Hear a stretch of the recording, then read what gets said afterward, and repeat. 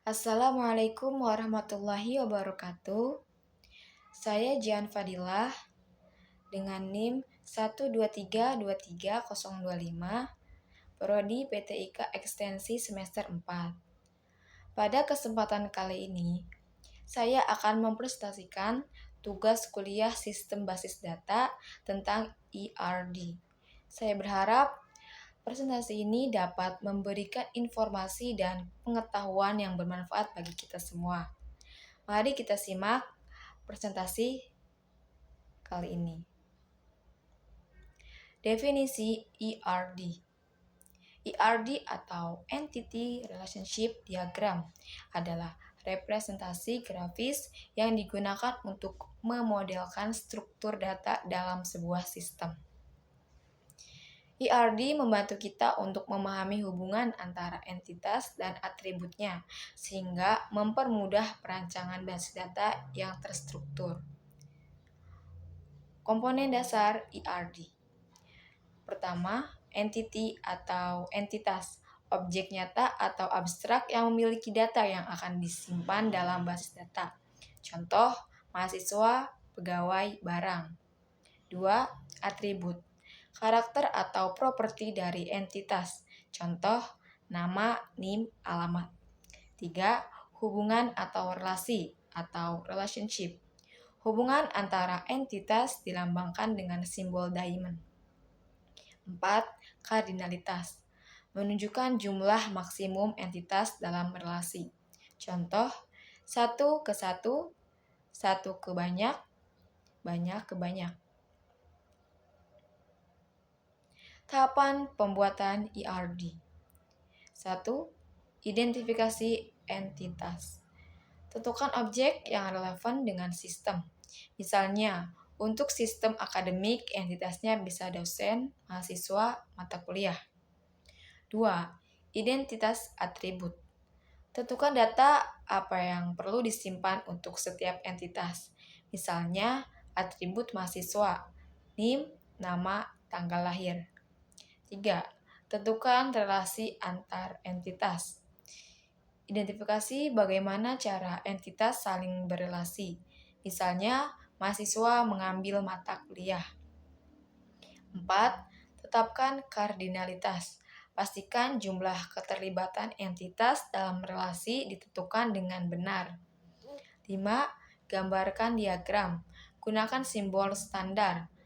Persegi untuk entitas, elips untuk atribut, dan diamond untuk relasi. 6. Validasi dan penyempurnaan. Cek kembali apakah diagram sudah mencakup seluruh kebutuhan sistem. Hal-hal penting dalam ERD. 1. Pahami dengan baik kebutuhan sistem. ERD adalah representasi logis data. Jangan mulai tanpa memahami kebutuhan sistemnya. 2. Perhatikan derajat kardinalitas. Kesalahan memahami kardinalitas, misalnya menganggap hubungan relasi M to N sebagai 1 to N, itu harus dihindari. Normalisasi data. Pastikan data yang didesain bebas dari redundansi. Jangan sampai merancang ERD dengan banyak atribut berulang. 4. Relasi M to N harus dijembatani. Hindari relasi langsung M to N. Selalu gunakan entitas perantara untuk menjaga struktur basis data tetap terorganisir. Hal yang harus diperhatikan. 1. ERD bukan desain fisik basis data. ERD hanya mencerminkan desain logis.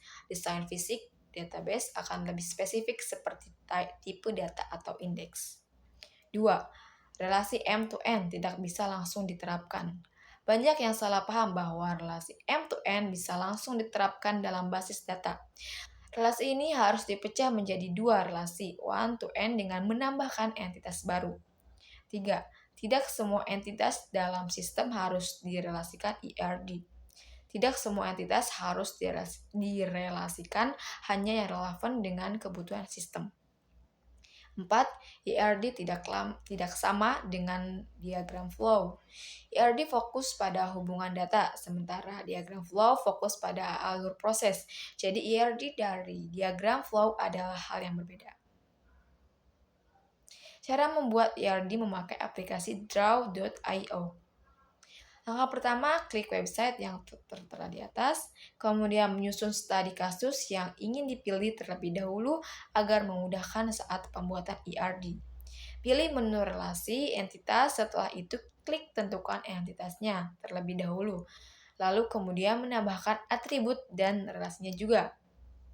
Diagram di atas menggambarkan hubungan antara anggota perpustakaan, buku yang tersedia, kategori buku, penerbit, dan data peminjam.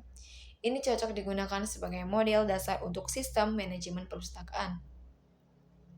Kesimpulan, membuat ERD adalah proses penting dalam perancangan database yang dimulai dari identifikasi entitas, atribut, dan hubungan antar entitas. ERD membantu menggambarkan struktur data secara jelas sebelum implementasi ke dalam sistem basis data. Sekian dari saya, terima kasih. Wassalamualaikum warahmatullahi wabarakatuh.